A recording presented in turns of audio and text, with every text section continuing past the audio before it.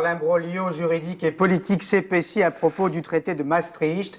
L'hypothèse d'un référendum à 2 questions n'est pas exclue. Notre invité, François Bayrou, secrétaire général de l'UDF, nous donnera sa réponse. Bonsoir. Bonsoir.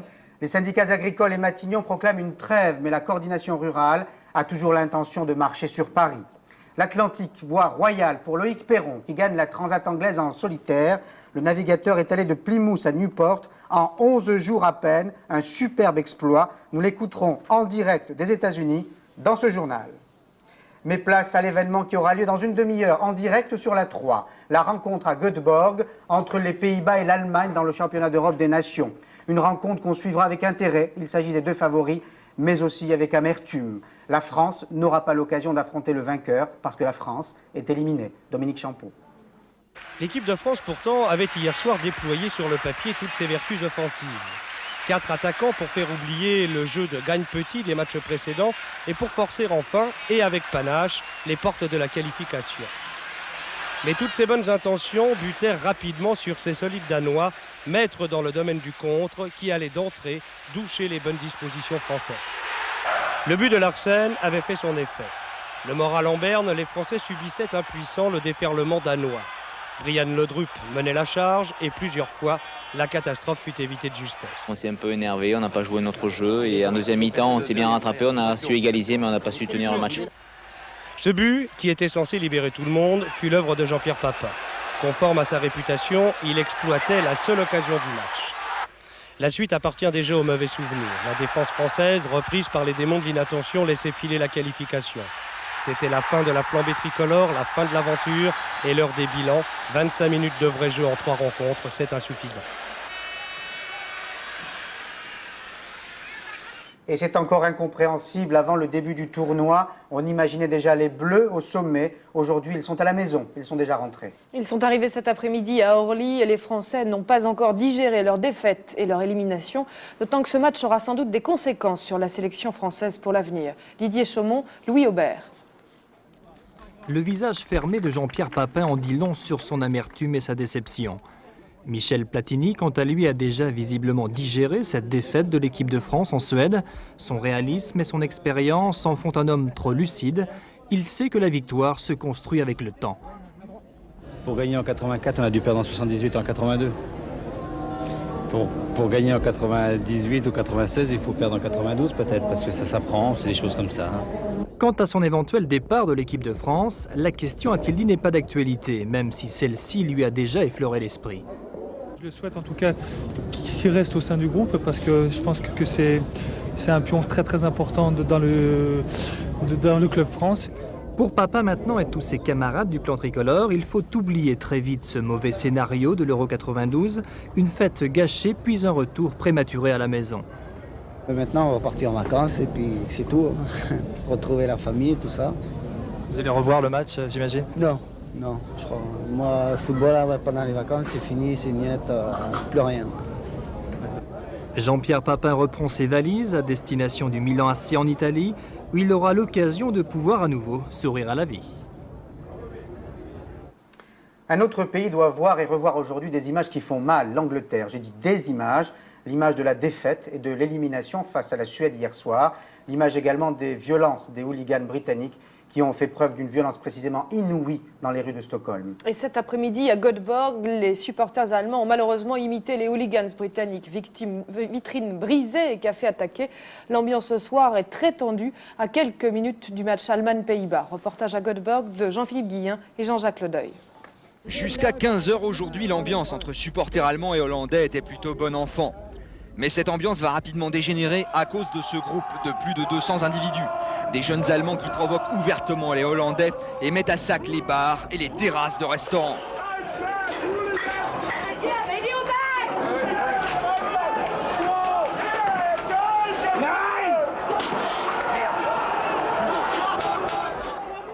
Vous savez, ils ressemblent à tout le monde, ils ne portent pas de maillot de supporter. On ne pouvait pas imaginer qu'ils allaient faire ça.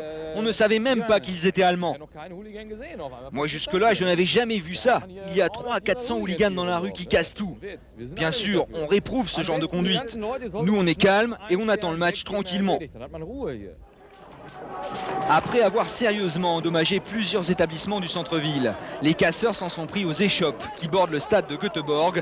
La police semble impuissante.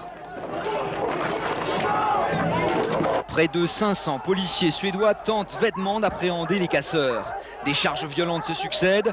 Malgré les moyens employés, les policiers n'arrivent qu'à repousser les Allemands de rue en rue dans le centre-ville. À 17 h, les casseurs agissaient encore en toute impunité. Ces images étaient de Jean-Jacques Ledeuil et Philippe Basquin et l'on retrouve en direct à Göteborg l'un de nos envoyés spéciaux, Jean-Philippe Guillen. Jean-Philippe, bonsoir. Le calme est-il revenu à quelques minutes du match Pays-Bas-Allemagne ? Oui, Paul, pour l'instant, c'est assez calme dans le stade. Il faut dire que les méthodes de la police sont très dissuasives. Il y a de la police montée, les chiens, les casques, les matraques. Alors vous pensez bien, ici dans le stade, c'est très calme. Les supporters, aussi bien les Hollandais que les Allemands, chantent calmement. En ce qui concerne les émeutes de cet après-midi, eh bien de sources policières, on m'a affirmé que les 3 leaders avaient été arrêtés et qu'il y avait 10 blessés légers. Alors, parlons maintenant du sport sur le terrain. Qui a une chance de l'emporter, Jean-Philippe? Ça va être très serré, vous savez, Paul, parce que généralement, entre Pays-Bas et Allemagne, ce sont toujours des matchs très serrés. Leur dernière rencontre, eh bien, c'était pendant la Coupe du Monde en Italie en 90. Eh bien, les Allemands s'étaient imposés 2-1 et c'était vraiment très très serré jusqu'au coup de sifflet final. Aujourd'hui, les Hollandais ont absolument besoin de gagner. Les Allemands, eux, peuvent se contenter du match nul. Donc ça nous promet une rencontre sur FR3 tout à fait passionnante. Merci, on vous retrouve évidemment avec Didier Roustan et Michel Hidalgo à 20 h précisément, après ce 19-20. Consolons-nous de la défaite française, grâce à Loïc Perron qui lui a gagné. Après Tabarly, après Poupon, l'épreuve la plus spectaculaire qui soit, la transat anglaise en solitaire. Et pour parcourir les 5000 km de cette transat, Loïc Perron aura donc mis 11 jours, 1 h et 35 minutes. Béatrice Berge, Christian de Carnet l'ont rejoint sur son bateau quelques secondes après qu'il ait passé la ligne d'arrivée. Voici le reportage. 11 jours, 1 h et 35 minutes. C'est très précisément le temps qu'aura mis le trimaran de Loïc Perron pour franchir les 3000 milles d'Atlantique entre Plymouth et Newport. Une course fertile en émotions pour le skipper de Fuji, des vents irréguliers, une mer difficile, du suspense et surtout samedi à mi-parcours, des problèmes inquiétants de voie d'eau dans la coque centrale. Pompage, préparation et lorsqu'à 8 h 35 ce matin à Newport, il a franchi le premier la ligne d'arrivée, Petit Loc était fatigué mais heureux. Oui, heureuse. Ah oui, bien sûr, bien sûr. On peut pas rêver mieux. Boum, ça pète de tous les côtés. C'est étonnant parce que c'est la première fois que je vois des Américains contents de voir un multicoque français arriver. C'est vrai. D'un autre côté, j'ai jamais eu l'occasion d'arriver à cette place-là, mais là, pour une fois, il y a un accueil étonnant. Salut, Johnny! Oh. Attention les enfants, faut bien viser. Une transat, c'est super, non? Ah, c'est bien, ouais. Quand on la gagne, c'est génial. Une dernière respiration entre copains avant de poser le pied à terre en star. À 32 ans, Loïc Perron a déjà un palmarès bien étoffé. Il lui manquait cette consécration dont rêvent tous les plus grands navigateurs, la victoire de la transat en solitaire. Heureux là. Voilà, c'était il y a quelques heures. On va retrouver Loïc Perron en direct de Newport. Bonsoir Loïc Perron. Bonsoir. Les téléspectateurs du 19-20 ont entendu vos premiers mots sur votre bateau. C'était génial. Pensez-vous gagner à Plymouth quand vous êtes parti? Pardon? Pensiez-vous gagner quand vous êtes parti de Plymouth? Ah non, évidemment quand on part pour une course c'est pour la gagner, maintenant on n'en est jamais certain, heureusement d'ailleurs ça permet d'avoir un peu de piquant. On est sûr de la gagner quand on franchit la ligne tout simplement. Alors 11 jours pour traverser l'Atlantique, vu d'ici c'est très court, mais vu de votre côté c'est très long. Qu'avez-vous ressenti pendant la traversée? C'est 11 jours d'efforts intenses, ça a été une transat particulièrement difficile, surtout en fait ça a été une régate sur l'Atlantique, ça devient tous les ans de plus en plus difficile. On a été 5 bateaux à se bagarrer pendant les 6 premiers jours et puis par la suite malheureusement il y a eu quelques abandons, celui de Poupon particulièrement. Et c'était assez intéressant pour ça, moi j'ai eu beaucoup de mal à rentrer dans le jeu en fait, parce que j'avais pas mal de passifs, de casses. Les dernières années j'avais cassé lors des précédentes transats, depuis 1 an j'avais pas navigué, donc j'ai eu du mal à me relancer. Et cette année il y a eu des dangers, il y a eu des écueils importants? Alors, il y avait pas mal de petites choses sur la route, le terrain de jeu est jamais ratissé, il y a des icebergs, il y a plein de choses qui flottent, il y a des paquebots, des cargos, c'est l'une des transats les plus difficiles pour ça parce qu'on est contre les vents dominants, on va contre les dépressions, donc on en a rencontré 3 coup sur coup, ce qui était assez fatigant. parce que les manœuvres de voile sont incessantes, la grand voile fait 180 kg par exemple, donc c'est pas facile à envoyer toutes les 2 heures. Alors vous savourez tranquillement votre triomphe, vous vous rendez compte que vous entrez dans la légende après Tabarly et Poupon? C'est pas facile mais de s'en rendre compte, pas encore, mais il est vrai que c'est assez impressionnant de mettre son nom à la suite de noms aussi prestigieux que cela. Oui. Merci Loïc Perron et encore bravo. Évidemment, l'équipe de Thalassa vous consacrera une grande séquence demain après le journal à 20h30. Alors c'était justement notre séquence émotion et détente. Place à la séquence gamberge, parce qu'il en faudra, pour comprendre, pour tenter de comprendre l'imbroglio juridique et politique qui s'accentue à propos du traité de Maastricht. Un traité qui se promène, si j'ose dire, entre 3 palais. Le palais du Luxembourg, le palais Bourbon et le palais de l'Élysée, où les lectures du texte sont fort différentes, un vrai triangle des Bermudes. Arrêtons-nous ce soir à l'Assemblée nationale. À l'Assemblée nationale où la situation est ce soir bloquée. L'UDF refuse en effet un compromis proposé en dernière minute par le gouvernement. Le blocage est tel que sur la modification de la Constitution, le chef de l'État pourrait aussi avoir recours au référendum. Jérôme Catala, Raymond Sardabi. Roland Dumas, apostrophé par le RPR Pierre Mazeaud, avant même l'ouverture des débats, le ton était donné. Car derrière les sourires, chacun sait que la crise politique n'est pas loin, depuis que le Sénat a voté un amendement sur le droit de vote des Européens. Amendement selon lequel les modalités de ce droit devraient être votées dans les mêmes termes par l'Assemblée nationale et le Sénat. Pour le gouvernement, cela remet en cause l'équilibre constitutionnel entre les 2 assemblées. Et cet après-midi, le garde des Sceaux Michel Vozelle a donc proposé un compromis aux députés. Les dispositions qui seraient relatives au Sénat seraient par conséquent adoptées dans le cadre de la loi sur les modalités de vote et d'éligibilité des ressortissants communautaires seraient adoptées dans des termes identiques, et celles qui ne seraient pas relatives au Sénat se feraient tout simplement dans le cadre d'une loi organique, je dirais ordinaire, avec la majorité absolue à l'Assemblée. Cette argumentation technique n'a pas échappé aux députés centristes et UDF, mais eux veulent s'en tenir au texte du Sénat.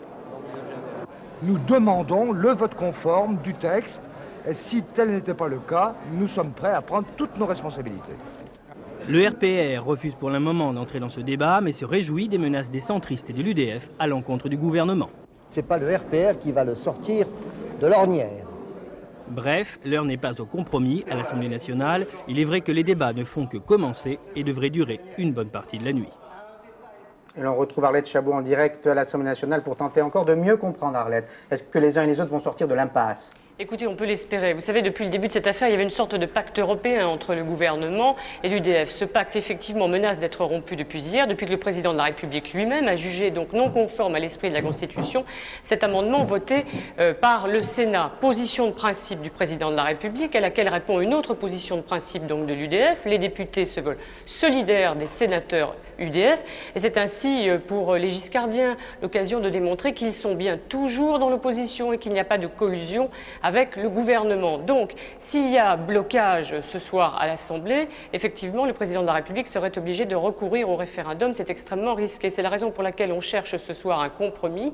Il y a une possibilité présentée par Charles Millon, le président du groupe UDF. Le gouvernement devrait retirer son amendement et proposer en échange, si je puis dire, une déclaration interprétative sur le texte voté par le Sénat. Il n'y aurait donc pas de vote sur cet amendement sénatorial et on pourrait enchaîner le débat. Ce serait un moyen pour le gouvernement de ne pas perdre la face et donc de continuer la procédure par un vote conforme. Mais évidemment, on attend la réponse du chef de l'État à cette possibilité de compromis. Merci Arlette. On attend aussi une autre réponse, celle de l'UDF. Eh bien, François Bayrou est notre invité ce soir. Vous en êtes le secrétaire général. Aidez-nous à comprendre. L'UDF et les socialistes étaient d'accord sur l'Europe, ils ne le sont plus ce soir. Pourquoi ? Parce que précisément, ce n'est pas l'Europe qui est en jeu. D'abord, il faut essayer de rendre aux incidents leur véritable dimension. Je pense que ce n'est qu'un incident. Qu'un quiproquo, diront certains, qu'une tentative de manœuvre, diront d'autres, c'est pas très important. Il s'est passé que le Sénat, en faisant un très grand effort, en travaillant beaucoup et en faisant de la part des sénateurs de l'opposition UDF qui ont voté le texte un vrai effort de conciliation, le Sénat a trouvé un texte constitutionnel qui prenne toutes les précautions à l'égard du vote des communautaires, des citoyens des autres pays de la communauté européenne aux élections municipales. On ne va pas entrer dans les arcanes juridiques parce que les téléspectateurs seraient un petit peu malheureux. On constate ce soir. D'accord. On constate ce soir. Pardon. On constate ce soir que l'UDF et l'Élysée, on va dire l'Élysée et le gouvernement, ne sont plus d'accord. Est-ce que vous avez une chance de vous mettre d'accord la nuit prochaine ou pas ? Je le crois, parce que si le gouvernement, l'Élysée sont de bonne foi, ils comprendront que les membres de l'opposition, qui ont pris des risques personnels, qui ont créé une tension pour soutenir l'idée européenne, pour l'idée d'un pas en avant, eh bien, il ne faut pas leur demander d'aller jusqu'à la concession. Nous soutenons les sénateurs parce qu'ils sont nos amis et parce qu'ils ont pris de véritables garanties. Alors, ils avaient raison de le faire. Alors, si vous ne parvenez pas à vous mettre d'accord la nuit prochaine, j'allais dire que se passera-t-il? Vous savez qu'une hypothèse maintenant ressurgit, celle du référendum à 2 questions. Première question, sur la révision de la Constitution. Seconde question, sur la ratification du traité. Que voteriez-vous dans ce cas? Alors écoutez, c'est très simple, il faut être clair. Si nous ne trouvons pas un accord, ça signifie que le gouvernement, sur un sujet aussi important, ne cherchait pas en réalité à réunir le plus grand nombre possible de Français autour de l'idée européenne, il cherchait à faire de la politique intérieure. Et il cherchait à créer des divisions inutiles. Si tel est le cas, nous ne serons pas solidaires, nous ne nous laisserons pas faire, nous ne soutiendrons pas le gouvernement dans cette affaire. Et pour une raison, pardonnez-moi, vous m'avez dit qu'il ne faut pas être juridique, mais on va l'être un tout petit peu. On ne peut pas changer de procédure. Lorsqu'on est parti pour l'article 89, c'est-à-dire qu'on demande aux assemblées, au Sénat, s'ils sont d'accord. On ne peut pas, après qu'ils aient dit non, dire eh ben tant pis, je vais prendre un autre chemin. Je vais essayer de vous faire comprendre ce que vous dites. Donc vous souhaitez que la révision de la Constitution soit adoptée par le Parlement. Ah, mais je et dis pas à l'occasion d'un référendum. Ça n'est pas que je souhaite, il n'y a pas d'autre chemin. D'accord, mais je reprends quand même ma question. Si la question est posée sous forme de référendum, que feriez-vous? Sous forme de référendum, ça voudra dire que l'on fait de la politique intérieure et qu'on ne respecte pas les institutions. Et je ne crois pas que notre réponse pourrait être oui. Donc ce sera non. Je pense que nous ne soutiendrons pas le gouvernement dans cette affaire. Donc vous prendriez un risque considérable vis-à-vis de vos électeurs. Vous êtes européen, vous votez non. Écoutez, nous sommes européens, mais nous sommes sincères. Nous sommes des opposants sincères. Nous sommes des gens qui avons pris le risque de dire l'idée européenne dépasse les clivages de partis, il est nécessaire de respecter les uns et les autres. Et on ne peut pas, comment dirais-je, marcher sur les sentiments de l'opposition, c'est-à-dire se mettre à faire de la politique intérieure, alors que le sujet européen est vraiment un sujet central. Un dernier mot, François Bayrou, on est obligé d'être bref à cause du football ce soir. À votre avis, la tentation du président, c'est de faire un référendum sur la révision également? J'espère que non. Merci François Bayrou. Et évidemment, ce flottement perceptible en France s'accentuerait si l'Irlande, qui a voté aujourd'hui sur l'Europe, disait non. Le vote pour le référendum a en effet eu lieu aujourd'hui, mais les résultats définitifs ne seront connus que demain soir. Et malgré les sondages qui donnent le oui gagnant, tout le monde reste très prudent. Beaucoup d'Irlandais sont restés indécis jusqu'au dernier moment. Joël Hazard et Victor Harish sur place. Dublin à l'heure européenne. Les partisans de Maastricht ont décliné aujourd'hui le yes dans toutes les langues de la communauté. C'est dans les écoles que les Irlandais ont commencé à voter ce matin. Seule indication officielle, participation lente au scrutin. La raison, les indécis qui sont nombreux. Anna, étudiante de 18 ans, fait partie de ceux-là. C'est la première fois qu'elle va voter. Elle a décidé ce matin de consulter ses parents. Chez elle, on s'entraîne à la pratique du français. Sa mère enseigne notre langue à l'université. Madame Clark est une Européenne convaincue, mais elle vote non à Maastricht. Est-ce qu'on peut être pour l'Europe de Maastricht? Ce n'est pas toujours la même chose. Moi, je voudrais, idéalement, leur forcer à renégocier le traité. Mais je crois que je vais voter non. Jusqu'à ces dernières années, le vote était en Irlande une affaire de famille. Les enfants suivant les consignes des parents, le père d'abord. Pour Anna, le choix est difficile à cause de la question de la neutralité de l'Irlande après Maastricht. Je viens de voter oui. Et pourquoi? Pourquoi? Parce que je n'aime pas l'Irlande aujourd'hui. Signe des temps, on peut aujourd'hui voter à l'inverse de ses parents. L'île verte est devenue trop étroite pour les rêves de beaucoup de jeunes Irlandais. Dans un si petit pays frappé par un taux de chômage de 21%, nombre d'entre eux semblent parier sur l'intégration européenne, source de création d'emplois. Le oui devrait l'emporter, mais au-delà de Dublin, c'est l'Irlande rurale qui fera pencher la balance. Les agriculteurs irlandais sont très attachés à l'Europe verte, mais ils sont aussi farouchement nationalistes. Entre nostalgie et raison, le cœur des Irlandais balance. Le Premier ministre Pierre Bérégovoy et les représentants des syndicats agricoles qui se sont rencontrés aujourd'hui ont proclamé une trêve. Mais la coordination rurale a toujours l'intention de jouer les troubles-fêtes. Elle n'était en effet pas invitée et elle ne s'est pas privée pour autant de mettre en garde les syndicats. Finalement, des mesures de compensation seront annoncées fin juillet. Les assises du monde rural ont été annulées. Marie-Hélène Tichou, Marc Félix. Matignon a pris le dossier en main ce matin en recevant les organisations syndicales traditionnelles. La FNSEA et le CNJA étaient venus chercher des mesures concrètes, un plan de soutien à l'agriculture. Ils ont obtenu un calendrier avec une date d'échéance à fin juillet. Pour Pierre Bérégovoy, l'entretien a été positif. Pour Raymond Lacombe, l'heure est aujourd'hui à la préparation du débat parlementaire de la semaine prochaine, plutôt qu'aux manifestations. Il y a une étape importante, c'est le débat au Parlement, dont l'action syndicale doit être orientée dans cette direction pour le moment. Car il faut quand même que les élus de la nation s'engagent fortement pour soutenir les agriculteurs et définir un certain nombre d'orientations nouvelles pour l'avenir de l'agriculture française qu'ils imposent au gouvernement. Donc je crois que ce débat est fondamental, il faut d'abord l'éclairer. C'est pour ça que nous demandons à toutes nos équipes d'être présentes dans tous les départements auprès des parlementaires pour bien leur donner les éléments de ce débat. Gouvernement et syndicats agricoles ont donc choisi de prendre le temps de discuter. Pour Raymond Lacombe, la partie n'est pas facile. Dans ce débat et ces négociations, la FNSEA joue sa crédibilité auprès de ses adhérents. Leur syndicat a choisi la raison plutôt que la passion. Raymond Lacombe, lui, se retire. Le 25 juin, son mandat de président du premier syndicat agricole de France se termine. Un départ, alors que le monde paysan perd ses repères, écrit son inquiétude. L'héritage du magnat britannique Robert Maxwell est décidément lourd à porter. Ses deux fils ont été inculpés d'escroquerie. Yann et Kevin ont finalement été remis en liberté en contrepartie d'une caution de près de 8 millions de francs. L'inculpation des fils Maxwell porte sur le détournement de plus d'1 milliard de francs. Pierre Fredenreich. Au balcon, Pandora Maxwell. Sur le pas de la porte, les agents de l'Office des fautes graves. Et c'est parce qu'elle les prend pour des journalistes qu'elle tente de les chasser en menaçant d'appeler la police. Finalement, son époux Kevin Maxwell est arrêté. Sa maison minutieusement fouillée et il est conduit au commissariat de Snow Hill où là, il rejoint son frère Yann et Larry Trachtenberg. Tous trois sont inculpés d'escroquerie. Tous trois sont gérants de la société qui coiffe la quasi-totalité des caisses de retraite des sociétés Maxwell où un trou de plus de 400 millions de livres, 4 milliards de francs, a été découvert peu après la mort de Captain Bob. Les caisses de retraite auraient été pillées pour combler les dettes des sociétés privées de l'Empire et soutenir illégalement les titres des deux groupes encore cotés en bourse. Les signatures des deux frères seraient apposées sur une dizaine d'ans de transferts de fonds totalisant 140 millions de livres. Les trois hommes ont été laissés en liberté sous caution. Didier Auriac résume les autres événements couverts en France par toutes les rédactions de la 3. Interpellation de 16 des 17 réfugiés kurdes en grève de la faim depuis plus d'un mois dans une église de Rouen. Des réfugiés déboutés du droit d'asile qui ont donc été transférés dans des hôpitaux de l'agglomération. Une opération de police qualifiée de scandaleuse et d'inacceptable par le collectif contre le racisme et pour l'égalité des droits.